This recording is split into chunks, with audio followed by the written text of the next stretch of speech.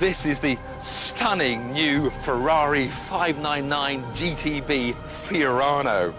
It's the most advanced road car that Ferrari have ever built. It's got magnetic suspension, it's got predictive traction control, and it's got the same awesome 6-litre V12 as that in the Enzo hypercar. Join us in a moment when we'll find out just how good it is. We're in Italy to test the brand new Ferrari 599 GTB Fiorano. They say this car is capable of over 205 miles an hour.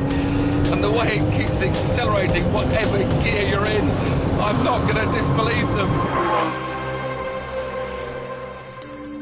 It will cost around £170,000, yet there's already a 2-year waiting list. It replaces the 575.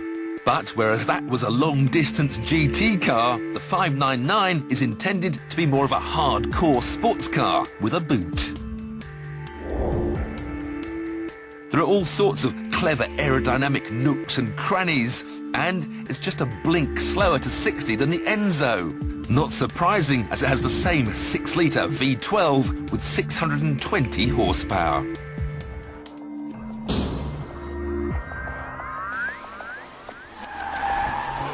The car is loaded with new technology. There are shock absorbers controlled by a magnetic field that instantly adapt to the changing road surface. There's predictive traction control, which knows you're getting into trouble before you do.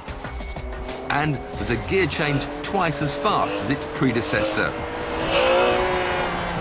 But frankly, on the road, it's hard to tell how effective all these are. All you're aware of is the ever-present blistering acceleration.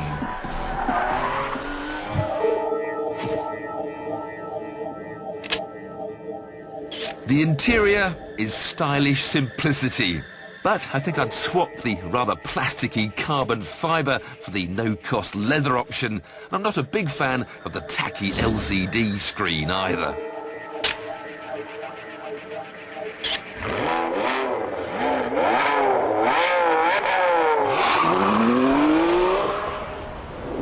A Ferrari needs to be driven flat out. So we headed for the test track that gave the car its name. Except when we got there, it was clear somebody else had got their towel down first. There was a swarm of support staff on standby, and then we saw the MS code. Michael Schumacher was in town. If he was here testing rather than one of his minions, then it had to be important. We were told not to film and to wait indefinitely.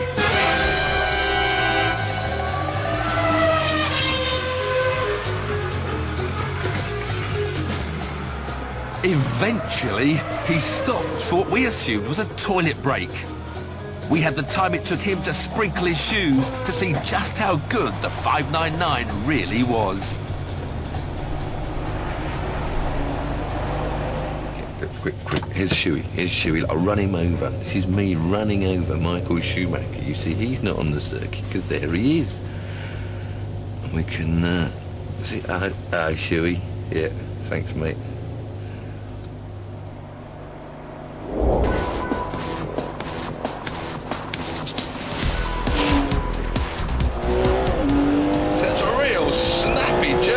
Change gear in 100 milliseconds. God knows what Schumacher's neck feels like when he changes gear about 30. Understeer. Oh, bit of over. No, where are we going now? Oh. Change of direction, a little bit lazy. It's no Ferrari 430, that's for sure.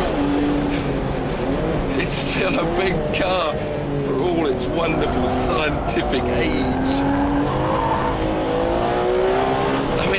One thing about this 599, you've got to respect the brakes. It's not the last of the late breakers, that's for sure. Then there's initial understeer, then you can brake the traction and get a bit of oversteer.